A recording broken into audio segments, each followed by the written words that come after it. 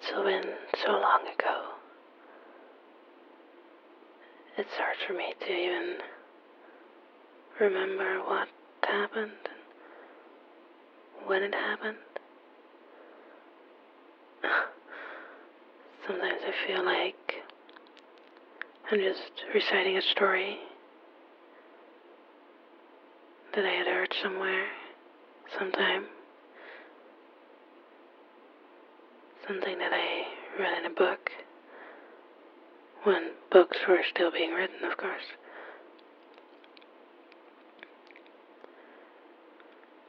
It's very hard for me to make sense of it all. I also sometimes feel like I've lived multiple lives already.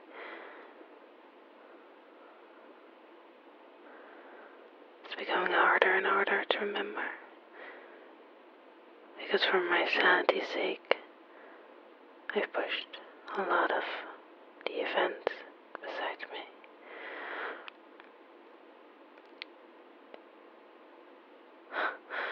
You must be thinking, what is she even talking about? And it's a question I ask myself on multiple occasions, but if you're listening to this, I don't know. I don't know what year you will be listening to this. I don't even know if people will still count the years. It seems that sort of practice isn't really in use much anymore.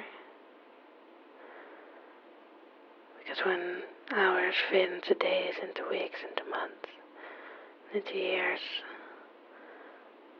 what's the real value in keeping track?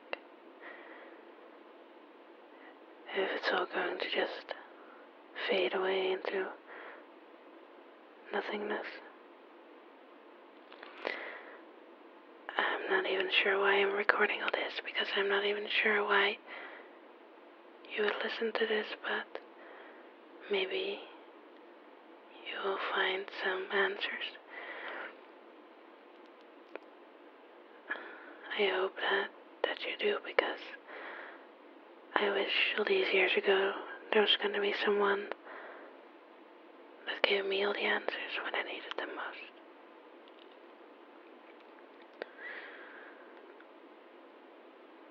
It's been a long time since the events, since the world as we knew it ceased to exist. There's multiple things happening at once, and information was scarce at best. People panicked, naturally. All the things that you would see in a movie about the apocalypse, well, those, in retrospect, seem like overly positive. Sure, people will die, but there's always a sense of hope. Hope and belief that we're all getting out of this. At least most of us. And hope is something that I haven't encountered in a very, very long time. It's hard to have hope when you've seen everything crumble and fall.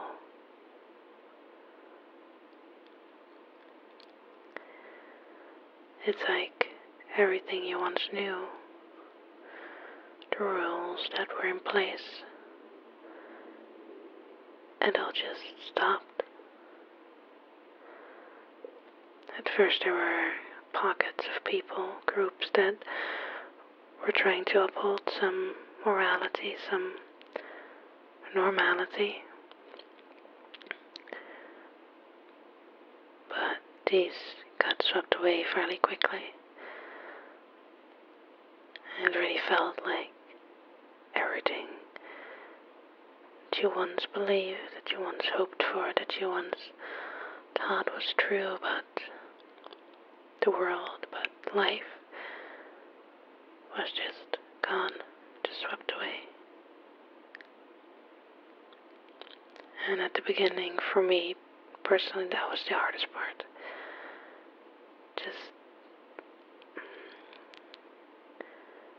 Just knowing that the only truth you had was that you didn't know anything, and you couldn't trust anything and anyone, not even yourself.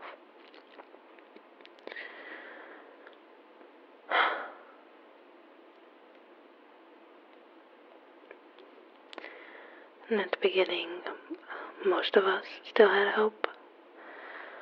We hoped that we would wake up from this nightmare sometime soon. That it would all end. We could go back to our comfortable lives.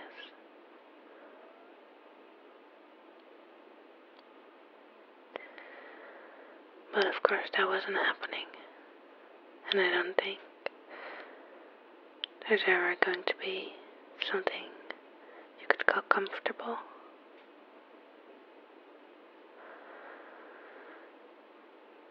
But I suppose so holding on to it, holding on to that hope. It's what gets you through. You don't have a choice, and you didn't have a choice.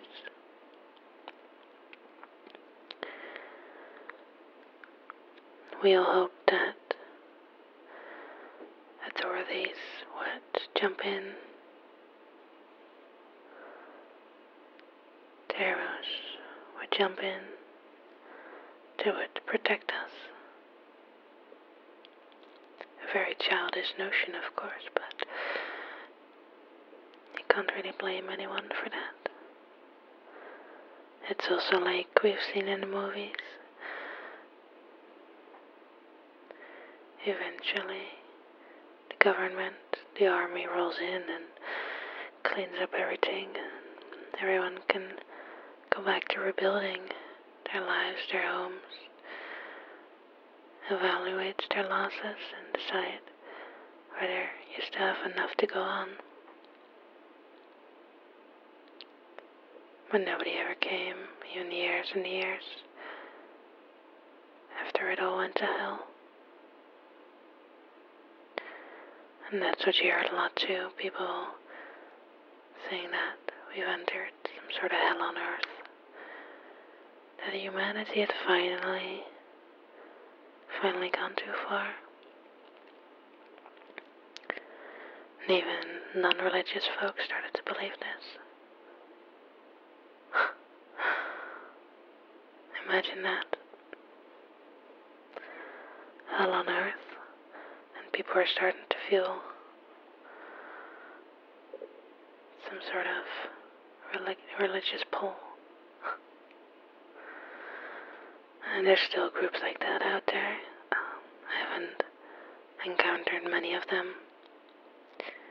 But every now and again you hear some old radio recording. They're preaching about the light, about forgiveness, but mostly about punishment. Everything we've done to deserve this. There's only one way to atone from this.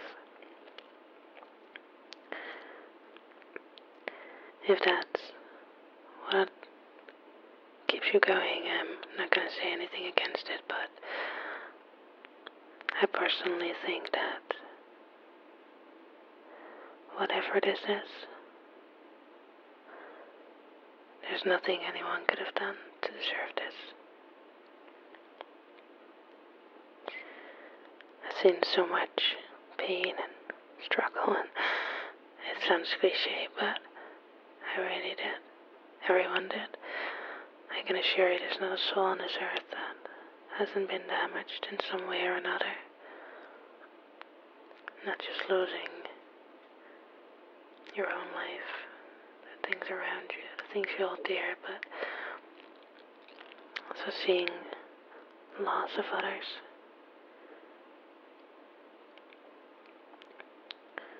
But you get resilient to it, of course.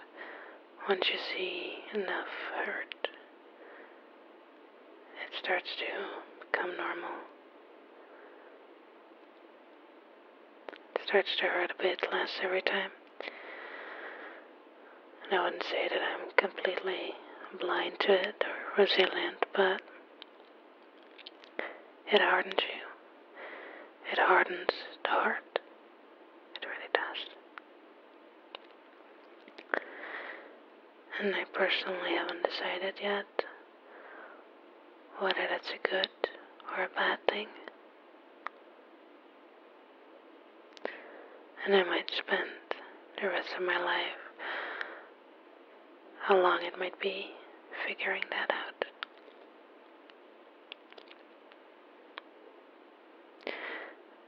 It's hard to explain what happened exactly. I think everyone has their own version. But what it came down to is just everything just fell out of order. There are stories of things that are beyond comprehension. Just ironic, of course, but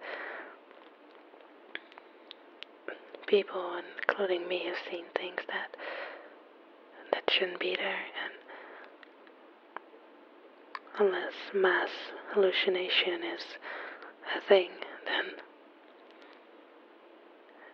there's stuff out there that it's almost scarier than what people can do to each other. And I've seen my fair share of that.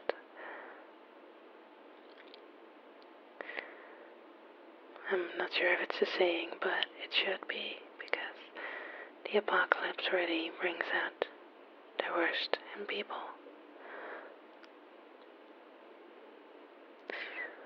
I've always been interested in the 7 sins, and they're very, very well represented. I've seen all those pieces fall together, came rushing to the surface for some people, or slowly emerged, but the greed, the wrath, it's all there, and I'm sure it has been before, but people had some way to perhaps occupy themselves so they wouldn't fall into this behavior that it might be scarier, actually, than the horrors that lurk. It might be. It's also something that I haven't decided on yet. Yeah. And what didn't get destroyed in the bombs afterwards, people destroyed it themselves. You, of course, had your looters and people who just literally wants to see the world burn. Like, literally to the ground. Places, monuments, buildings, anything that was once revered or at least seen with some sort of respect. It's just destroyed without a second thought. And of course, again, you had people trying to defend these places. Of course, religious places, sanctuaries, I suppose. Some were held up for a long time, but in the end, they all fell. As far as I know, of course. It's funny how small your world becomes. I, like many others, of course, would be constantly seeing the world around me, what was happening. You had your internet, media, television, radio. So you were always up to date about what was happening anywhere in the world at any given time. Yeah, the internet was something that was the first thing to crumble. Some say that it might have been a good thing, and it might have been.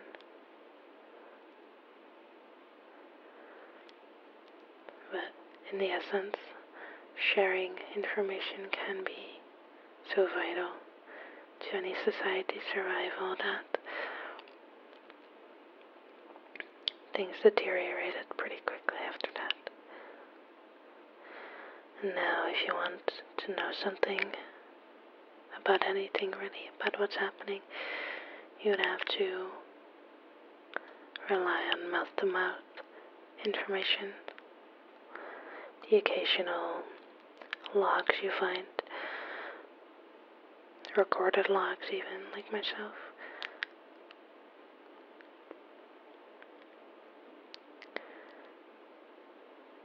And people it's hard to trust people. It always has been, of course, but people were busy with different stuff. They weren't busy with trying to literally survive, trying to literally not die, not lose everything that they had. God. This stuff, I don't talk about it often. I try to keep it to myself, honestly, because if you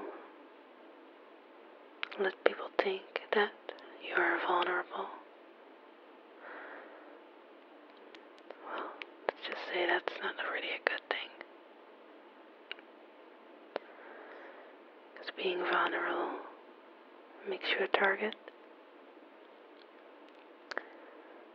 Like how a wolf would stalk and prey on a deer that might just have a little bit of trouble running or walking. People always go for the easy target, and they always have. But when your life is literally on the line, and not just your social status, well, really fast you're going to think twice about putting yourself out there like that. Of course.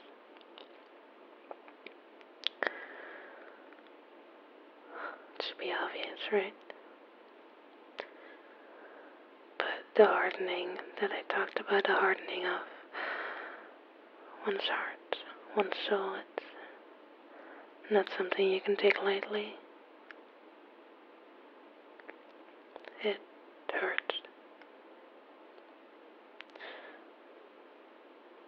Because you're not just hardening up against all the pain, you're also hardening up against anything that might still be or still hold some sort of positivity. Closing yourself off completely.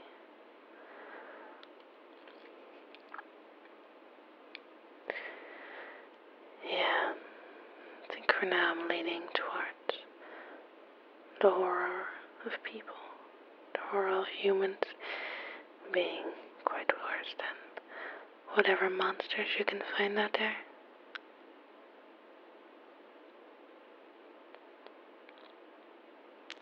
It feels strange to talk about this,